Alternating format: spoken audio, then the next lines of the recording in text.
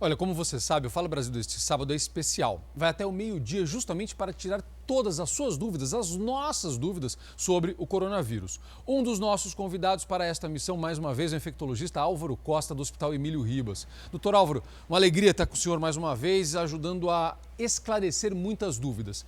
Esta semana tivemos uma novidade. Mudou a recomendação sobre o uso das máscaras. Quais são as condições que fazem esta proteção ser uma aliada na tentativa de prevenir a Covid-19? Doutor, obrigado mais uma vez pela presença, um ótimo dia. Bom dia, Zucatelli, bom dia.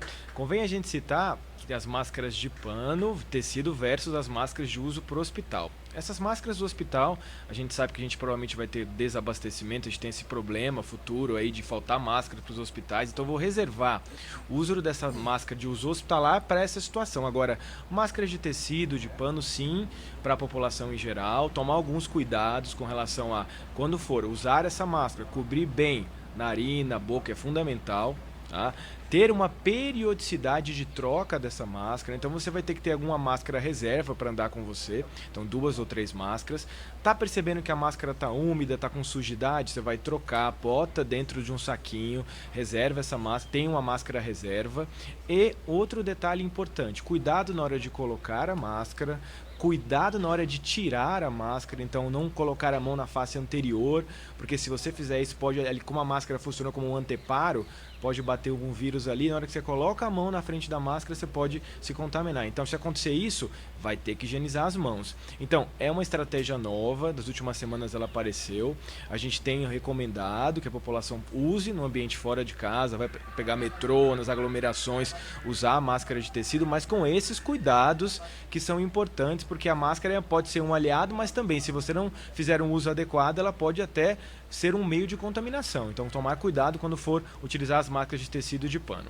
Perfeito. Então vamos lá, vamos às perguntas agora dos nossos internautas. Tem muitas perguntas, doutor, como a gente já esperava. Olha aqui, o José Armando diz o seguinte, ele é de Sobradinho, diz que tem arritmia, importante a pergunta dele, diz que tem arritmia cardíaca, que usa marca-passo. Ele quer saber se corre mais risco ao contrair a doença. Só para a gente explicar direitinho, ele tem 55 anos de idade. Explica para a gente, doutor.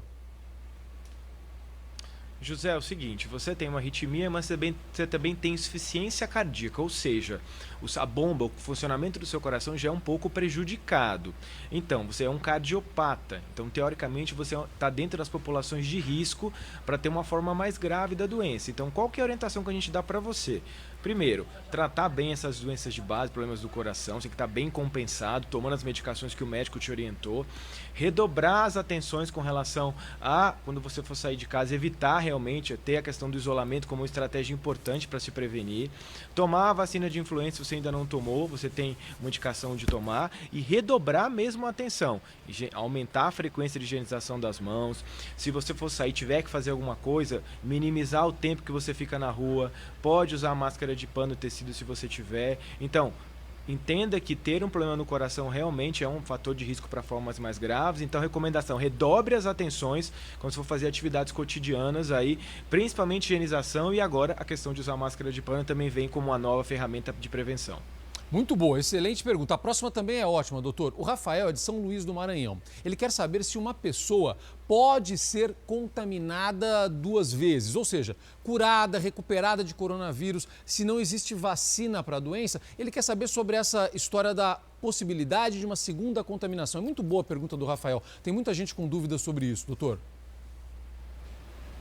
Muito boa mesmo, Zucatelli. Rafael, é o seguinte, quando você tem uma primeira infecção, que pode ser até sem sintomas ou uma forma leve ou grave da doença, quando você se recupera, o seu organismo cria uma resposta imunológica. Ele produz anticorpo e células de memória do sistema imunológico.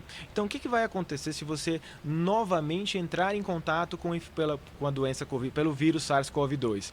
O seu organismo vai ter células de memória e vai produzir anticorpos. Então, é um cenário muito improvável você ter uma segunda infecção se você tem uma resposta imunológica de um primeiro processo que você entrou em contato. Então, fique tranquilo, não tem ainda, é uma doença nova, a gente está estudando muito a questão da infecção pela Covid-19, mas, a priori, quem teve a primeira infecção e se curou, monta uma resposta imunológica efetiva que vai ser de cenário para controlar segundo contato que você tiver com o vírus aí da Covid-19. Uma parte da próxima pergunta o senhor já respondeu agora, que é o meu xará, é o Celso de Itu. Ele quer saber sobre a história da pessoa se reinfectar, mas a primeira parte é muito importante. O diagnóstico de cura da Covid-19 é confiável? Ou seja, quando deu negativo lá, essa pessoa já pode ficar tranquila? Boa, Zucatelli. Depende do teste diagnóstico que você faz. Então, se você tem várias modalidades de testes diagnósticos, e muitas vezes existe um termo que a gente usa muito na medicina, que é a janela imunológica do teste. Ou seja, se você fizer o teste antes daquele período, talvez seja um falso negativo.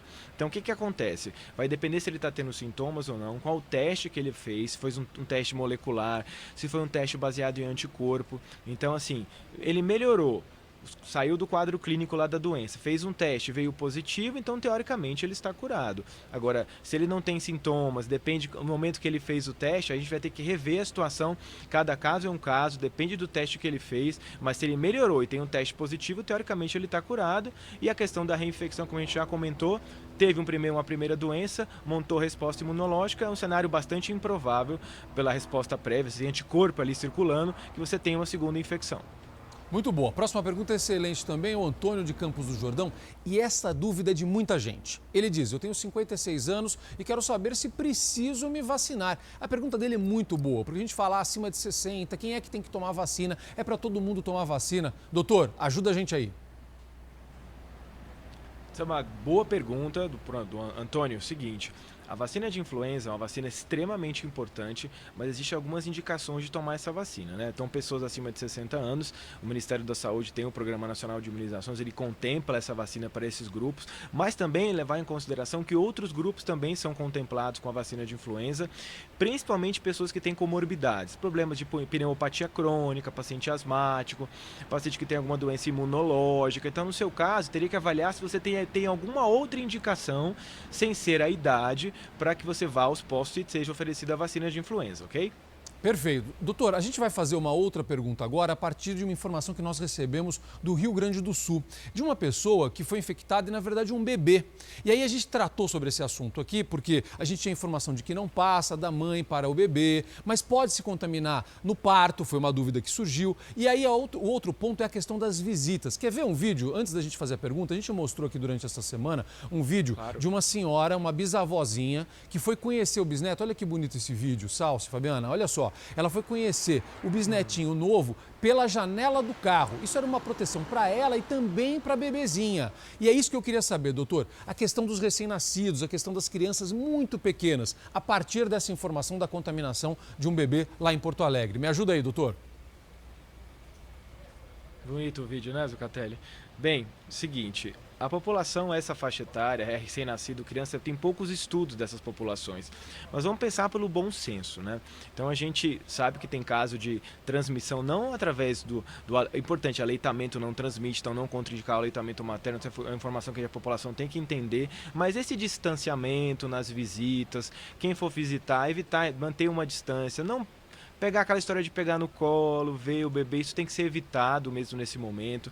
Se você for acontecer de pegar, tem que higienizar muito a mão antes, água e sabão, álcool gel, mas nesse momento, como a gente tem poucas informações sobre essa população e já tem casos descritos não de transmissão intraútero, mas de transmissão pelo contato, então vamos tentar evitar nas visitas, distanciamento, como foi mostrado aí no vídeo, manda um beijinho de longe, não encosta. Então essa seria a recomendação mais indicada nesse momento para prevenção para esse grupo e os recém-nascidos. Perfeito. Doutor, vou pedir para o senhor continuar com a gente, porque está chovendo pergunta, nosso WhatsApp está recebendo muitas perguntas, é o 11 99 779 7777. Vá mandando sua pergunta, que a gente vai passar aos nossos especialistas que gentilmente estão aqui nesse sábado de manhã informando você, minha amiga, você, meu amigo. Doutor, já falamos, tá? Daqui a pouco tem mais dúvidas, e são muitas as dúvidas de todos nós.